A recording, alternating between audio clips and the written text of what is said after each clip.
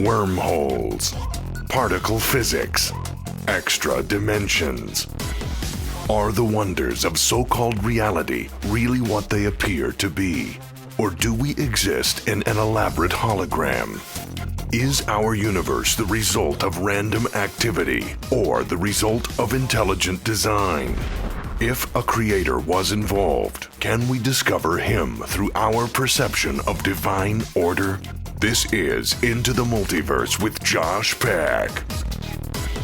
Welcome to a very special episode of Into the Multiverse. Finally, we're getting to it the day the Earth stands still in light of some really exciting news. Our special guest in studio with me, Derek P. Gilbert, host of Skywatch TV, my co-author on this book. And of course, we have Christina Peck, my lovely, beautiful wife. How are you doing? I'm good. How are both of you doing? Pretty all right. Swell. Yeah. So this is kind of an odd setup, because I don't feel like I'm interviewing you since we both wrote the book together, but I'm also sitting on this side, and you've been a guest on Multiverse before. So there's a whole bunch of just converging dynamic. realities. If it makes you feel better, I can switch your spots and I can interview you. Nah, we're not going to be doing all of that. I'm a good host. You are. Actually, I wouldn't mind doing something like that sometime. That would be fun. But yeah, so some really interesting news the past few days. Where to start? Something I wrote about in this book was the connection between major events in Israel's history and major events in UFO history. Mm-hmm. And it seems like we have now a modern example of that I talked about a few months when we were writing this, a couple months before anything happened, which was weird. Not a prophecy, prediction at best. But before we get to that, though, this might be somebody's first time watching the show. How can they subscribe? Where can they find us online? All the stuff. All the stuff is go to youtube.com/Into the Multiverse. You can also find us on Roku under the Skywatch TV channel. There's also a wonderful app for Skywatch TV. If you go to your Google Play or Apple Store, you can find the Skywatch TV app and you can find us there. Yes, absolutely. And if you do subscribe to us on YouTube, please do, and click that little bell to get notifications. Again, as we say almost every week, YouTube wants to make it difficult on us, so they're putting you through an extra step. So click on the bell, hit always notify, or just make sure you get all the notifications. We post these shows once a week. Sometimes we do extended features, and so we want you guys all to have access to that, so make sure you do that.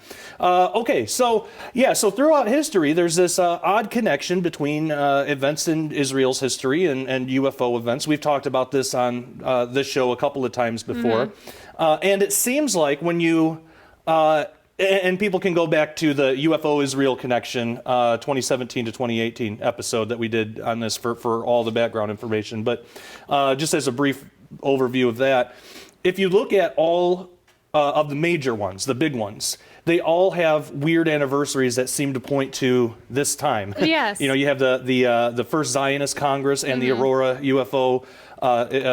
Texas UFO crash 120 years ago. 100 years ago, you have the Balfour Declaration, and I believe, was it the Fatima? There was some Fatima, 1917. Yeah, that was 1917. Yeah, and then Roswell in 47, 48, because this one you also have the July of 47 was Roswell, and yes. Of course you also had the incidents that just preceded that, of course, with the Kenneth Arnold sighting near Mount Rainier, Maury Island, which was probably a hoax, but involved, and we talk about this, some of the early appearances of guys in the intelligence community who later show up in the JFK assassination investigation, which was really strange. You've got guys there right on the front lines of the very earliest UFO connection with the JFK assassination. Yeah. But as you point out in the book, the final chapter of The Day the Earth Stands Still, you go through all of these connections, these weird UFO flaps that appear at the same time as major events in Israel's history. And there was a gentleman whose name I was trying to remember. I interviewed him years ago.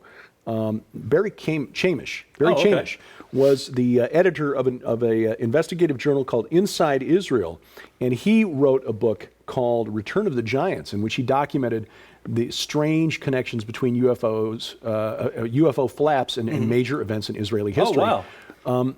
And that work was cited by Chuck Missler in the book Alien Encounters. Right.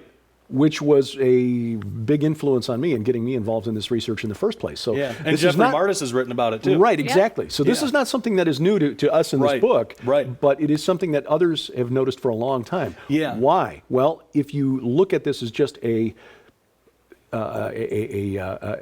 manifestation of visitors from other worlds, it doesn't really make any sense. But if you look at it as a supernatural manifestation, if you consider the extra-dimensional hypothesis, which we do, then it makes a lot more sense because, as I argued in my previous book, The Great Inception, all of this spiritual war is about who gets to control the mount of assembly or the mount of the congregation. That's right. Which is where God rules, but where the would-be usurper wants to rule, and it all revolves around Mount Zion in Jerusalem. Very true. So So it makes sense that now, just the dates on some of the bigger ones were curious because if you look at the end of this year, beginning of next year, there's all these 20th anniversary, 30th, 40th, 50th, up to 120 anniversaries from this year. So in the book, I speculated. Again, I didn't, but I speculated, I guessed, that, if the pattern continues the way that it seems to be, then we should be seeing something at the end of this year, beginning of next year. We might have at least the beginning of that. Yes. So you know more about the actual details between these two events, but we have President Trump declaring that Jerusalem is the capital of Israel. Yeah.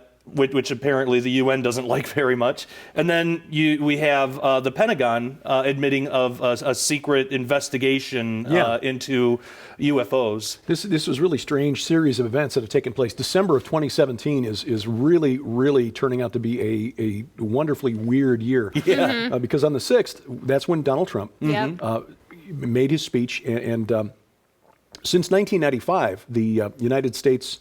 The presidents of the United States have been signing 6-month waivers that allowed them to delay fulfilling the obligations under a law passed by Congress back in '95 that declared Jerusalem the capital. It said, no, it didn't declare anything. I mean, really what it said is, we declare that we recognize that Jerusalem is the capital of Israel. I mean, Jerusalem has always been the capital of Israel since it reformed, declared independence in May of 1948. The seat of government has always been in Jerusalem. And I admitted this last week on Sci Friday. I thought Tel Aviv was the capital. Right. Because I'm a stupid American and I don't know anything about, what goes on in other nations. But it's because the way our media always talks about what goes on inside Israel. Our embassy has been in Tel Aviv as a political symbol that, we don't want to anger the Arabs and the Palestinians who've been here. There was a big fight back in 47, 48 in the Truman administration over whether or not to even recognize Israel as a nation. Yeah. That's right. Yep. It was not an easy decision. There were a lot of people inside the Truman administration who were very much against that. And as you point out in the book, of course, major UFO flap over the United States, Roswell, Pacific Northwest, all over the country in 47 and 48. So anyway, what President Trump did was simply recognize the facts on the ground. The Knesset meets in Jerusalem, always has. The Prime Minister lives in Jerusalem, always has. President of Israel, always Jerusalem. Yeah. So we have just been pretending, playing this game. So that happens on December 6th. Of course, the Middle East, protests all over the place because this symbol now has been removed. Then this past weekend on Saturday, the New York Times reported the existence of a secret, heretofore unknown program within the Department of Defense. Now, we've known about investigations by the Air Force, Project Blue Book, Project Grudge, Call Sign, others that have gone back to the 40s into the UFO phenomenon.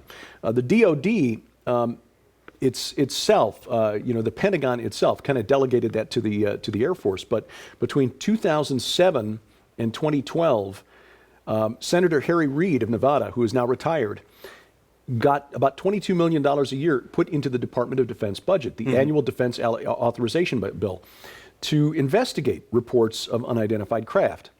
Well, as we point out in the book, most of these craft are probably government projects, whether ours or belonging to other nations. If there's something in the skies over the United States, I really would like the Department of Defense to investigate and find out what the heck it is. So I'm glad they were investigating it. But an intelligence officer with the Defense Intelligence Agency, Luis Elizondo, was tasked, he was interviewed by the Times reporter. He was the one tasked with running this project. And after funding was stopped in 2012, officially, they continued to investigate behind the scenes. Now, in the book, we talk a little bit about a group called the Collins Elite, which was made public by Nick Redfern in his book Final Events about 10 years ago. That was based on interviews he conducted with Ray Boucher, who was a pastor who is into ufology, a Fortean researcher, who'd been contacted, he said, by members of the government who were part of a multi-department investigative team trying to figure out what was behind the UFO phenomenon. Their conclusions indicate they either weren't really sound in their biblical theology. Yeah, it was kind of goofy. They believed, in short, they believed that they were all demonic and that in order to save our souls from spirit-sucking aliens, we needed to go back under Old Testament law. Yeah. Because being like Pharisees and, following the form of the law, whether we believed it or not, would somehow save us from the aliens. Right. Now, I think that was at least as likely that this was just a psyop by the government. Could have been. Or elements within the government. Anyway, setting that aside, this confirms the existence of an actual program to investigate UFOs that ran for at least 5 years until 2012. Elizondo continued on working for the DIA until this year when he resigned to join a new startup organization called the To the Stars Academy of Arts and Sciences, which is headed up by CEO Tom DeLonge, who, if his name is familiar, it's because you probably enjoy pop music. He was the former lead singer, frontman for the band Blink-182. Yep. I'm too old. I've never heard anything they did. I'll get you some of my old CDs from high school. You'll love it. From high school. Yeah. I used to be a top 40 radio program director. It was my job to pick the songs that went on the radio. Not something I'm proud of today, but that was my job 30 years ago. Shows you my age. Anyway, so this is something, they've raised a couple $1 million in financing, but as we pointed out, and unfortunately this didn't come out until after the book was written, because it would have been wonderful to include this in the book. Yeah. Right. The board of directors of this group, this To the Stars Academy, besides Elizondo, who again comes from the Defense Intelligence Agency, he is an intelligence professional, are other members who are former CIA or CIA contractors. So there's a very heavy intelligence community presence on this organization, which wants to encourage research into fringe science, but also entertainment, movies, graphic novels, etc., that promote the idea that extraterrestrials are real, that we're being visited, and that contact is imminent. Because the world doesn't have enough of that already. Right. Exactly. Right. We need to get more of that and into that's the why culture. solid researchers in the community are saying this is just a profit-making venture. There are critics out there. Frankly, we don't know enough to cast aspersions like that. But I just noticed some of the top guys involved in this new company are coming straight out of the intelligence community, and and that goes back to what we wrote about in the book. The intelligence community has always been at the forefront of the information that we have received that's been made public about the so-called UFO phenomenon and the alien phenomenon. Yeah, and that makes us wonder too if this whole release of information that the Pentagon was into this stuff, and now of all times, if that isn't some sort of psyop, or if there's more to it than just that. We'll talk about that and more when we come back. We want to let you know how you can get a hold of this book and learn some more interesting facts and maybe more about what's in store for the times ahead. So stay with us. We'll be right back. 3 very mysterious shiny lights have police and residents puzzled. This pilot who flew Barack Obama says UFOs are real, and he's seen one firsthand. The triangular-shaped flashing object appears to be floating above the capital city. So this large disc, massive, it was following you. It was pacing us. Here's this giant red ball just above the clouds. Unbelievable. Oh, it was. 4 different species, at least, had been visiting this planet for thousands of years. For the first time in history, the disturbing truth behind the push for official disclosure of extraterrestrial intelligence and UFOs has been uncovered. For years, religious and secular researchers have tried to determine how the world would react to a genuine extraterrestrial reality.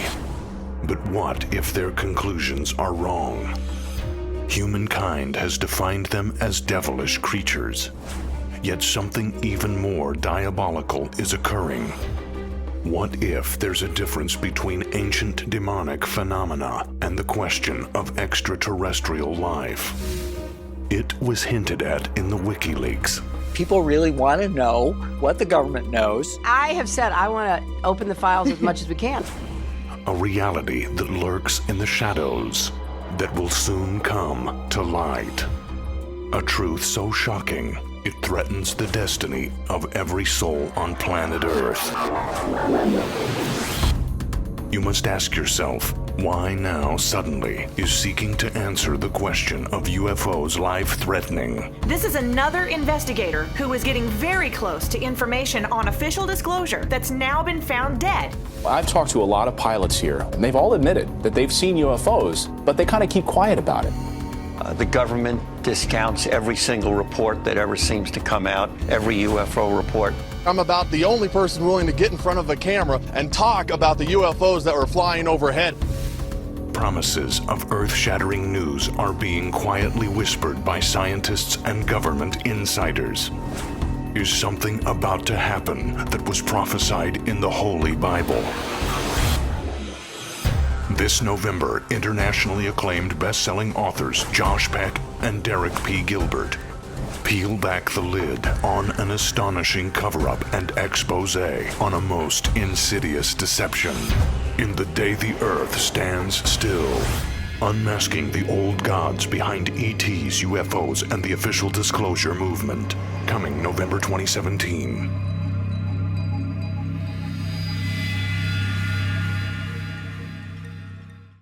The holidays are rapidly approaching, and now's your chance to save big on the largest Skywatch TV giveaway of the year. We're proud to announce the Day the Earth Stands Still Ultimate Collection. When you purchase The Day the Earth Stands Still from Skywatch TV, you'll also receive Josh Peck's most significant work in the new compilation book, Unraveling the Multiverse. Also back in print through Defender Publishing for the first time ever, Dr. Michael Heiser's breakthrough books, The Facade and The Portent. But we're just getting started. You'll also receive the brand new, top secret 5-volume DVD collection, Project Stargate. This unprecedented series of never-before-released confidential interviews features 12 of the world's leading authorities on UFOs, so-called aliens, gods, and the coming day of contact. You'll be amazed as we go behind the scenes to ask experts what they really believe is coming. Watch as men with security clearances like Dr. Chuck Missler share for the first time what they know. Then take notes as Dr. Michael Heiser, the late Chris Putnam, Russ Dizdar, Joe Jordan, L.A. Marzulli, Daryl Sims, Gary Stearman, and others weigh in on what will soon cause the world to stand still in awe. And yet, we're still not finished. You'll also receive Dr. Thomas Horn's presentation, The Secret Vatican and Alien Antichrist Connection on DVD, the digitally re-released legendary 20-hour audio series, Official Disclosure, the DVD presentation, Quantum Physics in Prophecy, and 2 free brand new gift books to add to your library or to give away as gifts this holiday season. Sold separately, this colossal special offer holds a retail value of over $300, but it's yours now for a very limited time at only $39.99 plus shipping and handling. So don't delay. This avalanche of holiday gifts is perfect for the serious researcher in your life, but is only available while supplies last. So take advantage of this, the largest Skywatch TV giveaway of 2017, while you can when you purchase The Day the Earth Stands Still Ultimate Collection, now at the Skywatch TV store. Order online or call 1-844-750-4985. Welcome back to Into the Multiverse. So before the break, we were talking about that. It's strange timing for the release of this story with the Pentagon. I couldn't find anything on this. What prompted this story to be released? Like, what caused the Pentagon to actually talk about this now? That's the question, isn't it? Mm-hmm. Anytime something comes out like this, that's pretty spectacular, mm-hmm. that tries to draw our attention in a certain direction, we really need to ask why. Why is this being released now? Why are we being asked to follow this bouncing ball over here? Mm-hmm. What else is going on that maybe we should be paying attention to? Yeah. To be honest with you, I don't know. Yeah. There are a number of possible candidates out there, which are mainly political. One deals with the Department of Justice Inspector General's report into the politicization of the FBI. Another is a new report by Politico on the Obama administration basically shielding Hezbollah from a long-running, wide-ranging investigation by the Department of the Drug Enforcement Agency, because they didn't want to jeopardize the nuclear deal with Iran. So there are some other things out there that maybe they want to distract from that are really, pretty spectacular when you think about it. I mean, that the FBI had agents at the top level openly campaigning for one political party's candidate for president is huge. Yeah. So, but what is it about the timing? I mean, is that really what's behind this? Honestly, don't know. You may be right in speculating that it has to do with this major shift in America's stance, official stance toward Israel. Yeah. Yeah. I wanted to add something, kind of backtrack a little bit. A lot of the feedback or the pushback that we're getting of people saying, well, how could Trump do this? How could he recognize Jerusalem as the capital of Israel? And even though it's something that it already was, it is something that every single U.S. president said that they would do in their term. Right. What are your thoughts on that? Why do you think this mentality of how could he do this to us is there? Yeah. I think it's because, and as I admitted before, I was under the mistaken impression for much of my adult life that Tel Aviv was actually the capital of Israel. True, yeah. I was wrong. I think a lot of it is our programming by the media. The media makes it appear as though that is the case, that Jerusalem is just sort of this city over which the world should have authority. And that was, in fact, the point of the Security Council's resolution that was voted, 14-1. But since the one vote against was the United States vote, we exercised our veto power in the Security Council to shoot down this resolution, demanding that the Trump administration rescind its recognition of Jerusalem as the capital of Israel. Yeah. There's this idea that the world, that it's an international city, should be under the control of a global government. Now think about that. A global government in control of God's holy mountain, Mount Zion. Gee, what does that sound like? Right. Yeah. It sounds like a return to a one world government in control of the Mount of Assembly. That's what Nimrod was trying to do back in the plains of Shinar back in the day, which God put a stop to it. He was building an artificial cosmic mountain, or Mount of Assembly, to be the abode of the gods. I think that's what this is all about. That the enemy, and by that I mean capital E enemy, principalities and powers, are furious that the United States is saying, no, Israel is sovereign and has the power to do with Jerusalem as it wills, because it is a part of a sovereign nation, and we recognize it as such. That's been the fact on the ground, even though Israel, for political reasons back in 1967, when they had taken the Temple Mount, then immediately relinquished it again to under the control of Jordan and the Hashemite kingdom of Jordan, which is technically charged with control of the Temple Mount. The Muslim Waqf is the organization that controls what goes on on top of the Temple Mount. This mistaken idea that if we show how open-minded we are and allow Muslims to continue in control of the Mount, which they'd had control of since the late 7th century when Muslims overran Palestine, that somehow there would be peace. Well, there has been no peace. There's not been peace in that region for 70 years, the 70 years that the United States pretended that Jerusalem was not really the capital of Israel. Yeah. So I think what Donald Trump has done, just from a political perspective, is brilliant, because this has been used as a negotiating chip in the negotiations between the Palestinians and the Israelis for 7 decades. And what President Trump has done is say, okay, we're taking this chip off the table. If you want it back in the negotiations, you'll have to play nice.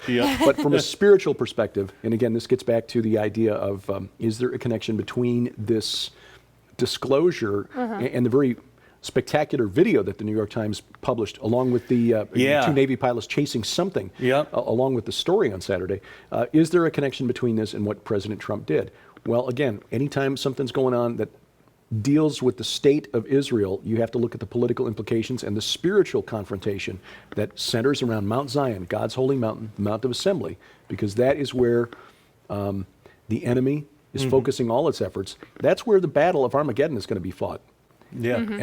And so, you know, that there will never be peace there until God, Jesus himself, returns at the head of that heavenly host and says, okay, that's it. Yep. Don't make me come down there. Too late. Yeah, very true. What do you see in the near future? Do you think they're going to try for a two-state solution? Do you ever see anything like that ever coming to fruition? It seems like they've been trying that for a long time, but the Palestinians don't want any part of it. No, I don't think so. And I think what's going on is really fascinating. Apparently, Crown Prince Mohammed bin Salman of Saudi Arabia has let the Palestinians know that that two-state solution is off the table now, that the West Bank is going to belong to Israel, and if there's going to be a second Palestinian state, it's going to be in the Gaza Strip, along with some territory annexed from the Sinai Peninsula, and apparently Egypt has agreed to this. The Palestinians don't want to agree to it. They still want to go back to the 1967 borders, but Crown Prince Mohammed said the Saudis are no longer behind it. Now, I talked with Joel Richardson about what that means prophetically, because he contends that Saudi Arabia, Mecca, is Mystery Babylon, that Islam, the religion and the city of Mecca, Mystery Babylon. Yeah, he makes a really convincing case. Yes, he does. Crown Prince Mohammed, especially when it concerns the destruction of the city and the wailing of the merchants who profit from the trade on the sea. Well, you know, most of the oil that they ship is in tankers. With Crown Prince Mohammed, you've got somebody who is at least putting a kinder, gentler face on Islam, to the point where there are observers thinking that maybe Saudi Arabia will finally officially recognize Israel. So the Saudis have never formally recognized Israel as a state. They still consider it Palestine, occupied Palestine. Right. So will this be a means through which Israel would accept an Islamic Antichrist? Now, I don't think the Antichrist will be Islamic, but yeah, I don't know. I mean, these are strange times. Yeah, that's true. Wow, a lot of interesting stuff. What we only have about 30 seconds left, or maybe a minute at most.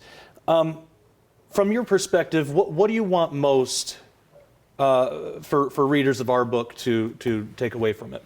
Some ammunition to refute the claims of the ancient astronaut theorists and the UFO enthusiasts who insist that because we can't identify the point of origin of a light in the sky, that it must be extraterrestrial. Right. No, that is bad logic. There is no physical evidence that has been collected to date that specifically argues for an extraterrestrial origin for any of these strange sightings. Now, extra-dimensional? Possibly. Yes, something is going on. We're not arguing the phenomenon doesn't exist, but we as Christians believe in a God who spoke the universe into existence. Our worldview, our guidebook to the supernatural is big enough to address these questions. So hopefully you can get that from The Day the Earth Stands Still. Amen. Yeah, and I'm totally behind you on that. And well, we are all out of time. We're going to continue this conversation next week. We'll have Derek back on, so make sure that you stay tuned for that. And until then, thank you for watching. Take care and God bless.